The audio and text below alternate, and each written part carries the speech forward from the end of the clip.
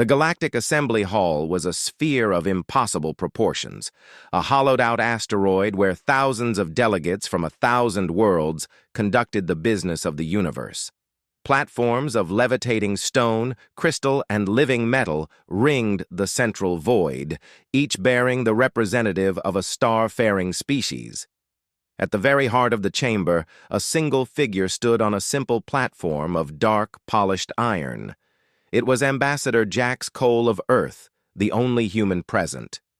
For 3 standard galactic cycles, the vote had been debated. The charges against humanity were long and, to the other species, undeniable. Earth, a relatively young and volatile world, had been admitted to the galactic community only 2 centuries prior. In that short time, they had disrupted stable markets with their unpredictable ingenuity, challenged long-held scientific doctrines with their chaotic research, and, most alarmingly, they had started settling on worlds that other, more patient species had been prospectively claiming for millennia. They didn't ask for permission, they just went, built, and survived in places where established species said survival was impossible. The final straw had been the incident on Proxima Centauri b. A human colony had been established on a world that the slow-breeding, methodical Xylos Federation had marked for future terraforming. The Xylos, who measured time in centuries, were still 500 years away from beginning their project. The humans had been there for 10 years and already had a working farm and a fusion reactor. The vote, therefore, was on a motion of exile. The Grand Arbiter, a being of pure energy that flickered in the center of the hall, announced the result. Its voice was not sound, but a vibration that resonated in the very bones of every delegate. The motion to exile the Sol Republic known as Earth from galactic community space has passed. 412 votes in favor, 211 opposed, 89 abstentions. The verdict is final. A wave of silent satisfaction washed over the assembly. The human problem would be solved. The Sol Republic would be given a border, a vast but empty patch of space on the galactic fringe, and told to stay within it. All trade, all travel, all contact would cease. Humanity would be quarantined. Ambassador Cole, a man in his late 50s with a face lined by a lifetime of wry smiles and hard decisions, did not flinch. He had expected this, but he waited for the murmur of telepathic and subsonic communication to settle. Then he spoke. His voice was not amplified. It was simply a human voice, and in the vast, silent hall it carried. "We hear your verdict," he said, his tone calm, almost conversational. "You have the numbers. We are outvoted. You wish us gone. You wish us confined to a small, distant patch of space to be forgotten." He paused, looking around at the rings of delegates. He saw the rigid carapaces of the krill, the flowing robes of the Zinthi, the shimmering energy forms of the lumina. "We accept the exile." Another wave of surprise, stronger this time. Humans were known for their arguments, their passion, their infuriating refusal to accept what was obvious. This quiet acceptance was unnerving. "However," Cole continued, the single word hung in the air like a challenge. "Since you are evicting us from your neighborhood, we will set the terms of our departure. Not the destination. You've already chosen that for us, but the conditions of our leaving and of our future. Coexistence." A haughty Xylos delegate, a creature resembling a multi-limbed, slow-moving tortoise, stirred on his platform. "You are in no position to set terms, human. The verdict is absolute. Your fleet is insignificant. Your technology is borrowed. You will go, and you will be silent." Cole smiled, a flash of white teeth in the dim light. "Borrowed? We prefer to think of it as adapted. And you're right. Our fleet is small. Our technology, in your eyes, is crude. But that's not what you're afraid of, is it?" He looked around the hall. "You're not afraid of our ships. You're afraid of our questions. You're afraid that we won't just accept the universe as you've explained it. You're afraid we'll poke it, prod it, and try to take it apart to see how it works." He straightened his simple gray tunic. "So, here are the terms for our exile. First, the forbidden zone you are assigning us. We will accept it, but we will not be silent within it. We will continue to communicate, to broadcast, to reach out to anyone in the galaxy who wishes to listen. We will be a voice in the dark, and if other species or individuals wish to speak with us, that is their right. You cannot police thought." A low, rumbling growl of discontent echoed through the hall. "Second," Cole pressed on, holding up 2 fingers, a very human gesture. "Nay, all existing treaties and trade agreements between the Sol Republic and any member state are null and void.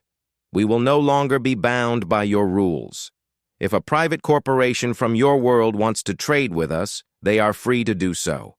If a scientist from your species wants to collaborate with us on a project, they are welcome. We will not close our borders, even if you close yours to us. We will deal with individuals, not governments." This was even more unsettling. Humanity was offering an open door to the galaxy's greatest resource, its own people. They were bypassing the governments entirely. "Third," he said, his voice dropping slightly, becoming more serious, "the border you are drawing around us, we will defend it. Not with a fleet that can challenge you, but with our presence. Any unarmed scientific vessel that enters our space will be treated as a guest.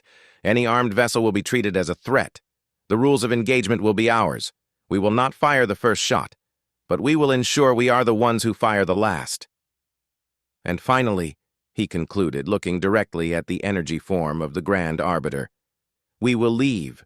We will gather our people from the outer colonies, from the research stations on your worlds, from the trading posts. It will take us 20 of your standard years to complete the withdrawal. During that time, we will continue to operate as a full member of this community. Any act of aggression against our people or our assets during this period will be considered an act of war. And you may think our fleet is small, but I assure you, we have learned a great deal about you all in the last 200 years. A war with humanity would be unique." He fell silent. The hall was utterly still. The terms were audacious. They were the terms of a species that had been backed into a corner and had decided to build a fortress. They were not the terms of the weak, but of the incredibly, stubbornly resilient. The first part of the story ended not with a bang, but with a grudging, fearful acceptance. The galactic community, stunned by humanity's calm and strategic response, had no choice but to agree. To refuse would be to admit that they were afraid of a quarantined species. The motion to exile Earth had passed, and humanity, true to form, had immediately begun to rewrite the rules of the game. The 20-year withdrawal was a period of frantic and unprecedented activity for humanity. It was not a retreat, but a consolidation. The Sol Republic became a funnel, drawing in its far-flung children. Ships of every size and design, from sleek government cruisers to ramshackle privately owned freighters, streamed back towards the designated exile sector. The galaxy watched, expecting chaos, expecting desperation. They saw neither. What they saw was a species working with a singular, terrifying focus. The humans didn't just pack up and leave. They stripped their off-world colonies bare. They didn't abandon their mining operations. They dismantled the entire infrastructure and took it with them. They didn't leave their research stations. They carefully packed every piece of data, every sample, every piece of unique equipment. On the edges of human space, a new kind of construction began. It wasn't pretty. It wasn't elegant like the crystalline spires of the Xylos or the organic living cities of the Zinthi. It was functional, robust, and massive. Asteroid belts were swarmed by mining ships. Orbital dry docks worked around the clock, assembling not warships, but colony ships, factory ships, construction platforms. They were building a civilization from scratch, and they were doing it with the clock ticking. During these 2 decades, the third of Cole's terms came into play. Unarmed scientific vessels, driven by curiosity that their governments couldn't suppress, began to flit across the new border. They were greeted not by suspicion, but by a strange and open hospitality. Human scientists, eager for collaboration, would meet them. They would share new theories, new technologies, new ways of thinking, and they would ask endless questions about the visitors' homeworlds, their cultures, their science. The humans were building bridges, not burning them. Other ships, the armed scouts of various species, probing the human defenses, found nothing to probe. The border wasn't a line of battleships. It was a web of automated sensor platforms and fast, heavily armed system defense boats. They were designed not for fleet actions, but to be a nightmare for any invader. They were everywhere and nowhere, impossible to pin down, and armed with weapons that were, disturbingly, of unfamiliar design. They were weapons the humans had developed during their quiet years, using principles the other species had dismissed as theoretical. When the 20 years were up, the last human ship crossed the agreed-upon boundary. But the Sol Republic was now confined to a volume of space about 50 light-years across, a region the galactic community had dismissively labeled the Exile sector. The quarantine was now in full effect. All official contact ceased, but the unofficial contact never stopped. The scientists who had been welcomed kept coming back, now as defectors or simply as persistent visitors. They brought with them knowledge, technology, and most importantly, a sense of loyalty to their human friends. They saw that the humans weren't building a prison for themselves, they were building a fortress, a laboratory, and a workshop. They were using their isolation as a crucible. Within the Exile sector, humanity was transforming. Cut off from the rest of the galaxy, they had to become self-sufficient, and they did so with a vengeance. They terraformed worlds in years, not centuries.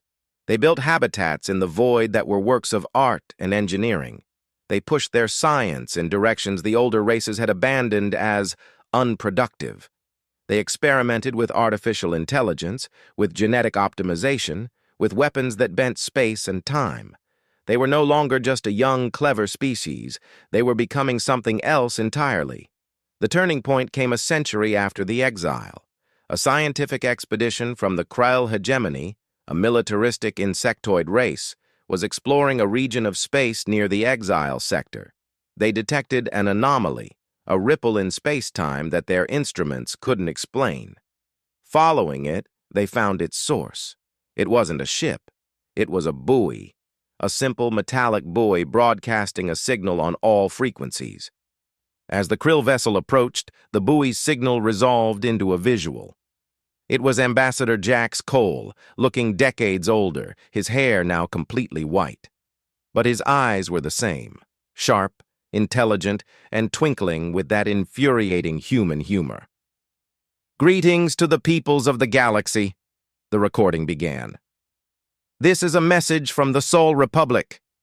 We understand that it has been 100 of your standard years since our exile. We hope this message finds you well. We have been busy." The Krill commander, a creature of rigid protocol and military discipline, was stunned. How had this buoy gotten past their patrols? How was it broadcasting with such power? "We have observed your quarantine," Cole's image continued, "and we have respected it. We have not crossed the border with our ships, but ideas, as we told you, I cannot be quarantined. Over the last century, we have developed many new ideas. We have learned a great deal about the universe, and we have made some discoveries." The image shifted, showing a star chart. It was the galactic core, a region of intense energy and gravity that no species had been able to approach. On the chart, a network of faint, glowing lines was overlaid, converging on the core. We have discovered that the space-time in our galaxy is not empty. It is a web. It has currents and pathways that can be used for travel, if you know how to see them. These pathways lead everywhere. They bypass your borders, your fleets, your quarantines.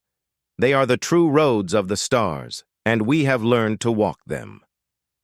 The Krill commander felt a cold dread that had nothing to do with temperature. And the humans hadn't just been surviving in their exile. They had been exploring the very fabric of the universe.